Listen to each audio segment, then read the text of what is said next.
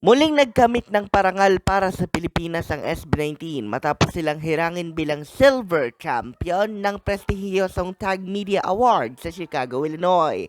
Base sa mga opisyal na litrato ng award-giving body na pinamumunuan ng mga kasapi ng Filipino-American community sa tinaguriang Windy City, nagwagi ang Mahalima bilang P-Pop Stars of the Year Silver Champion, habang Gold Champion naman ang girl group na Bini, habang Bronze naman ang boy band na Horizon.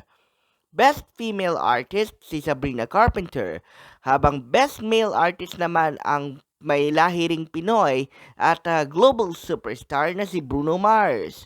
Best New Artist naman si Chapel Roan, habang ang tambalang Donnie Pangilinan at Bel Mariano naman ang nag-uwi bilang Best Love Team Gold. Silver awardee naman ang tambalang Kim Pao o Kim Chu at Paolo Abelino, at bronze naman sina Francine Diaz at Seth Fedelin. And as usual, P-Pop rules ang nangingibabaw na pagbati ng congratulations ng iba't ibang mga blooms, 18 at mga anchors para sa parangal na nakamit ng kanilang mga iniidolo. Mayo 2020 nang unang itatag ang Tag Media Award sa Chicago, Illinois bilang pagkilala sa mga Filipino artists at mga global icons na pinupulsuhan ng maigi ng mga Filipino-American community doon bilang kanilang mga pinakapaborito sa iba't ibang mga larangan tulad ng social media influencing, telebisyon at musika.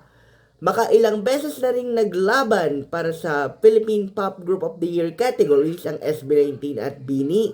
Pero in fairness sa bagong pasok lamang na taong ito ay everybody happy dahil para sa mga nakapagsungkit ng kanilang karangalan, sila ay mga kampiyon na rin sa puso ng kanilang mga tagahanga.